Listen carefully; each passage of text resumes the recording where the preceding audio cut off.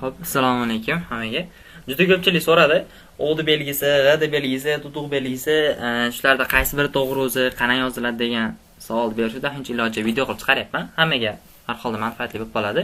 Xo'p, o'zi qaysi biri to'g'ri degan savol o'rtaga qo'yadigan bo'lsak, shu birinchi ustunda ko'rib turgan so'z 3 ta so'zlar hammasi to'g'ri hisoblanadi. Bu ustundagilar hammasi xato hisoblanadi. Xo'p, buni qanday bilib olamiz xatoligini deydigan bo'lsak, oddiy bitta usuli bor. Buni bitta kopiya qilamiz. Telegramga o'tamiz. Bitta hashtag qo'yamiz. Bosamiz, jo'natamiz. O'qidi. To'laligicha o'qidi mana, ko'rib turibsizlar mana. Tagida to'liq chiziq chiqyapti, ko'karib turibdi. Endi buni olamiz.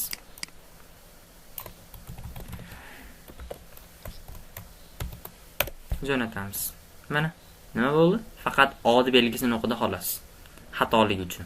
O'zimda yaqinlashtirib ko'rsam, bilinadi o'zi bemalol mana. O'd belgisi. Bu ham bu tepaga qarab turibdi, bu pastga qiyshab turibdi. Shu asosiy to'g'riligini isbotlash sizlarga eng oson sodda usuli. Xo'p, endi qanday chiqaramiz degan savolga javob. Oddiy holatda, misol uchun o'zim deb yozamiz. Enterda oldi tugmachani oddiy bosganimizda bizga teskari o'd belgisini chiqarib beradi. Ya'ni belgini chiqaradi, tutuq belgisini chiqaradi. Belgi bilan harfni tushunchasini bilib olinglar. Bu belgi emas, harf o, birikma, balla keladi ikkovi. Bu belgi. Pastga qaragani belgi hisoblanadi, bu harf hisoblanadi, ikkovi balla yuradi. Xo'p, endi qanday chiqaramiz desak, oddiy holatda yozganimizda shunaqa chiqaradi. Lekin buni to'g'ri chiqarish uchun ikkita usul bor. Bitta usuli probel bilan enterda oldidagi o'sha tugmani bitta bosganimizda bizga to'g'risini beradi va oldidagi probelni bitta o'chirib ketaveramiz. Ikkinchi usuli o'd belgisiga kelganimizda alt 699 degan buyruq berganimizda ham bizga to'g'ri o'd belgisini chiqarib beradi. Endi chiqarishda ikkita usuli shu. Xo'p, endi savol, buni o'chirib tashlaymiz. Endi savol 200 varaqali, 300 varaqali va holanki bitta katta kitob bor Wordda. Va shundagi hamma o'd belgisi, hamma g'd belgisi, hamma tutuq belgisi xato yozilgan. Endi shuni qanday to'g'rilaymiz? Misol uchun, tutuq belgisi g deb yurmaylik, hamma o'd belgisi xato, faqat o'd xato. Nima qilamiz? Bitta qo'lda chiqamizmi? Yo'q, oson yo'li bor. Wordda replace degan bo'lim bor. Replace degan bo'limda biz find what hamda replace with degan ikkita joy bor.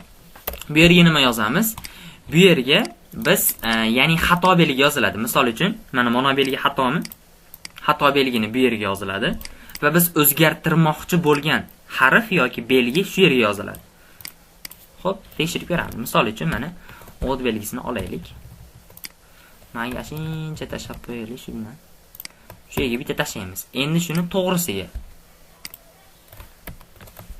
Endi biz o'zgartirmoqchi bo'lgan belgimizni tagiga yozamiz. Va hamda replace all bosamiz bitta. Mana ko'rib turganingizdek, hammasi o'zgardi. Hamma butun boshli shu Word'dagi hamma o'd belgilari tepaga qarab chiqadi. Agar biz o'dni o'chirib yuborib faqat belgini o'zini qilib qo'yadigan bo'lsak, mana bu pastdagi tutuq belgisi ham o'zgarib ketib qoladi. Mana tayyor. Mana tepaga chiqib qoladi. Shuncha iloji boricha o bilan birgalikda olgan maqsadga muvofiq bo'ladi. Xo'p, endi savol o'ni ham, g'ni ham, tutuq belgisini ham hammasi xato bo'lsa-chi hujjatda to'laligicha unda qanaqa qilamiz deydigan bo'lsa, endi mashindan foydalanamiz. Endi birinchi hammasini pastga qaratib olamiz, chunki tutuq belgisida pastga qaragan bo'ladimi? Mana ko'rgan bo'lsanglar, mana so'zlarda san'at, mas'ul, surat, me'mor bunaqa so'zlarni bitta qidirib chiqqandan ko'ra, shu hamma shunaqa belgini pastga qaratib qo'yganimiz bizga yaxshiroq bo'ladi. Ya'ni biz bu yerda tepaga qaragan, ya'ni alt 699 ni tepaga yozamiz. Bu yerga oddiy belgini yozamiz. Hamma belgini bitta pastga qaratib olamiz birinchi. Mana hamma belgi pastga qaradi. Mana ko'rgan bo'lsanglar, hamma belgi pastga qaradi. Bu yerlardagilar hammasi pastga qaradi. Endi hamma belgi pastga qaradimi? Pastga qaragandan keyin qiziq, mana pastga qaramabdi.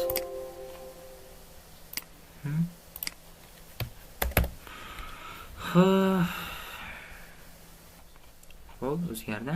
Xo'p, hamma belgi pastga qaradim. Mana. Hammasi. Bularda ham hammasi pastga qaradi. Butun hujjatdagi belgi pastga qaradi. Endi bizda ikkita ish qoladi xolos. O bilan G. Endi birgalikda olamiz. O harfini bitta olamiz bu yerga. Ya'ni xatoni bu yerga kiritamiz, to'g'risini bu yerga kiritamiz.